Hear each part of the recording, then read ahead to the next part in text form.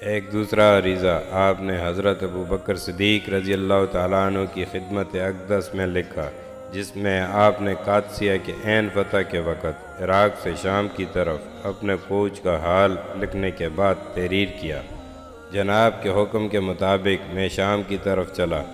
خداوند تعالیٰ نے تدمر، ارکا، حوران، سخنا اور بصرہ میرے ہاتھ سے فتح کرا دیا۔ میں آج جب کہ آپ کو یہ عریضہ لکھ رہا ہوں، دمشق جانے کا ارادہ رکھتا ہوں۔ خداوند تعالیٰ جل مجدہ سے مدد چاہتا ہوں۔ تمام مسلمانوں کی خدمت میں سلام کہہ دینا۔ والسلام علیکم ورحمۃ اللہ وبرکاتہ۔ دونوں خط آپ نے ساتھ ہی روانہ کیے اور دمشق کی طرف کوچ کر دیا۔ جس وقت آپ سینہ میں پہنچے، آپ نے پڑاؤ اور رعیت العقاب کو نصب فرمایا، جس کی وجہ سے اس جگہ کا نام سنیت العقاب پڑ گیا۔ وہاں سے آپ نے فوراً کوچ کر دیا اور غوطہ کے مقام پر پہنچ کر نصرانیوں کے معبد کے قریب، جس کو دیر کہتے ہیں، پڑاؤ کیا، اور اس جگہ کا نام آج تک دیر خالد مشہور ہے۔ دمشق کی کیفیت اس وقت یہ تھی کہ تمام اطراف و جوانب سے لوگ یہاں جمع ہو گئے تھے، اور اس قدر آدمی اکٹھے ہو گئے تھے کہ جن کا اندازہ نہیں ہو سکتا۔ 12,000 تو سوار ہی تھے۔ شہر پناہ کو جھنڈوں، نیزوں اور صلیبوں سے آراستہ کر رکھا تھا۔ حضرت خالد رضی اللہ تعالیٰ عنہ دیر کے مقام پر حضرت ابو عبیدہ رضی اللہ تعالیٰ عنہ اور آپ کے لشکر کا انتظار کر رہے تھے۔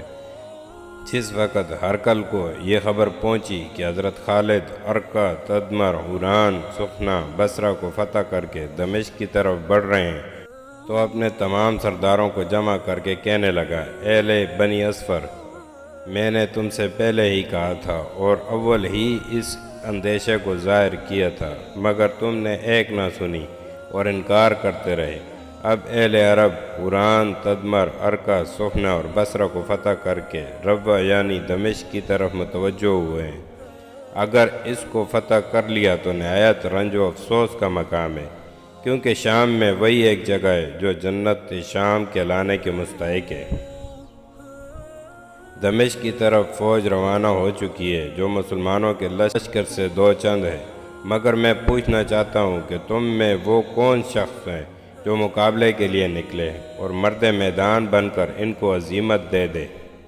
میں ایسے شخص کو ان مقبوضات کا جو مسلمانوں کے قبضہ میں ہیں محصول اور مالگزاری معاف کر دوں گا، اور ان مقبوضات کو اسی شخص کے تصرف و قبضہ میں دے دوں گا۔ قوس بن حنہ سردار نے، جو شام کے پہلوانوں اور بہادروں میں ایک مشہور پہلوان تھا اور جس کو بہادری و شجاعت عسکر فارس کے مقابلے میں جبکہ کیسر و کسریٰ نے شام پر لشکر کشی کی تھی ظاہر ہو چکی تھی، کہا: میں مسلمانوں کے مقابلے میں تنہائی کافی ہوں، انہیں مار بھگا دوں گا۔ بادشاہ نے اسے سونے کی ایک سلیب دی اور 5,000 لشکر اس کے ساتھ کیا اور کہا: سلیب کو اپنے آگے رکھنا، یہی تجھے مدد دے گی۔ قوس اس سلیب کو لے کر اسی روز انطاکیہ سے چل پڑا۔ جس وقت حمص میں پہنچا تو اس کو اسلحہ اور آدمیوں سے پٹا ہوا پایا۔ اہل حمص کو اس وقت اس کے آنے کی خبر پہنچی، اس کی ملاقات کے لیے نکلے۔ آگے آگے پادریوں اور راہبانوں کو کیا، ان کے سامنے عود و عنبر کی تبخیر کی، انجیل ان کے سینوں سے لگائی۔ جس وقت یہ اس کے قریب پہنچے، سب سے پہلے لشکر کے سامنے تقدیس بیان کی، قوس پر معمودیہ کا پانی چھڑکا، فتح کی دعائیں مانگی۔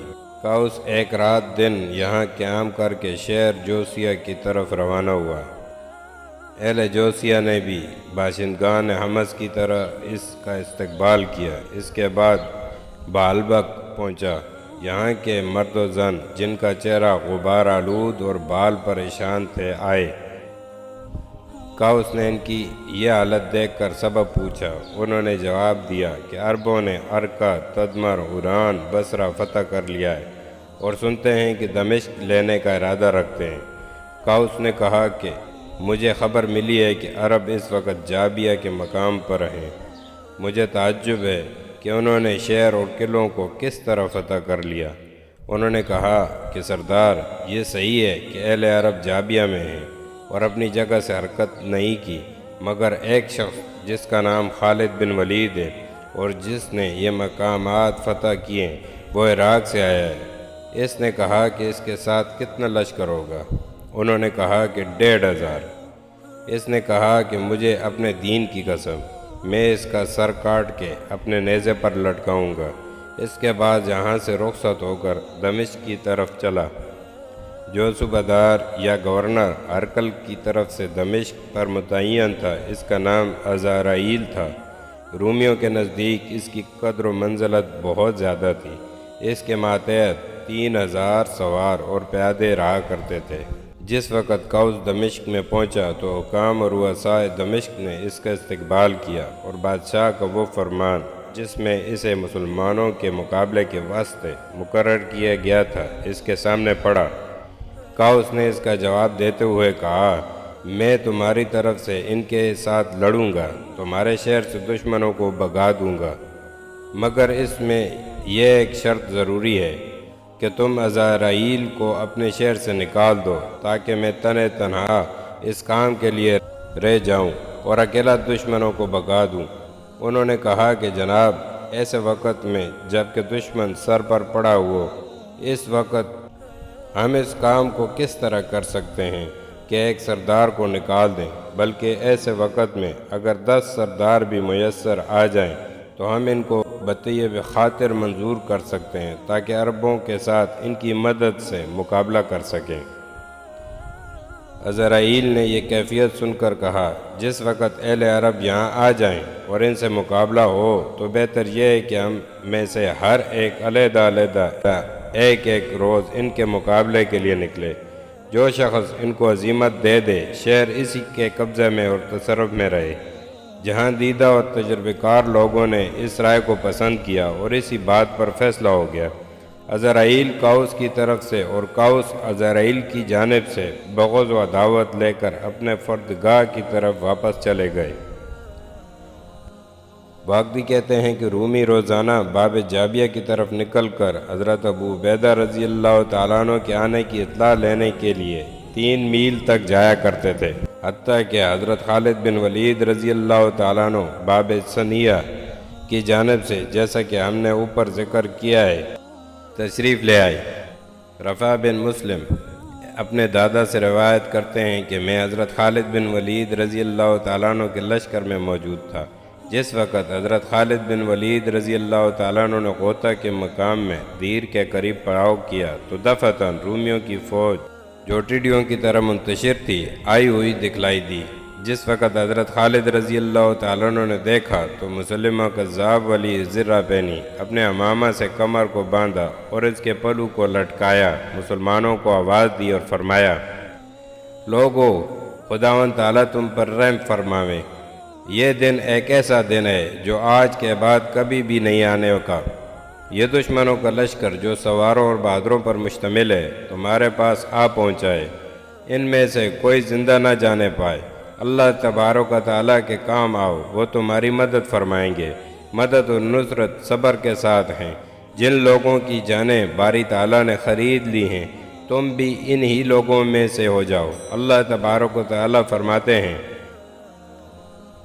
اللہ تبارک و تعالیٰ نے ان مومنین کی جانیں اور مال جنت کے عوض خرید لی ہیں جو اللہ کے راستے میں مقاتلہ کرتے ہیں۔ یاد رکھو تمہارے مسلمان بھائی حضرت ابو عبیدہ رضی اللہ تعالیٰ عنہ کے ہمراہ چل پڑے ہیں اور ان قریب تمہارے پاس پہنچنے والے ہیں۔ لوگوں نے یہ سن کر فوراً گھوڑوں کو آراستہ کیا، سوار ہوئے اور دشمن کے مقابلے میں جا کھڑے ہوئے۔ رومی جو ایک دم حملہ کرنا چاہتے تھے رکے، دونوں لشکر مقابل میں کھڑے ہوئے۔ حضرت خالد بن ولید رضی اللہ تعالیٰ عنہ نے اپنی فوج کو ترتیب دی۔ میمنہ پر رافع بن عمیرہ تائی، میسرہ پر مسیب رضی اللہ تعالیٰ عنہ، دائیں بازو پر شرجیل بن حسنہ اور بائیں بازو پر عبد الرحمن بن ابی بکر رضی اللہ تعالیٰ عنہ کو متعین کیا، اور ساکہ پر سالم بن نوفل مقرر ہوئے اور قلب کی کمان خود ہاتھ میں لی۔ جس وقت قواعد جنگ پر لشکر کو آراستہ فرما چکے تو آپ نے زرار بن ازور کو حکم دیا کہ تم جہاد میں اپنے باپ اور قوم کی سنت پر چلو، اللہ کے دین کی اعنت کرو، باری تعالیٰ تمہاری مدد فرمائیں گے، سب سے پہلے تم ہی پیش قدمی کرو۔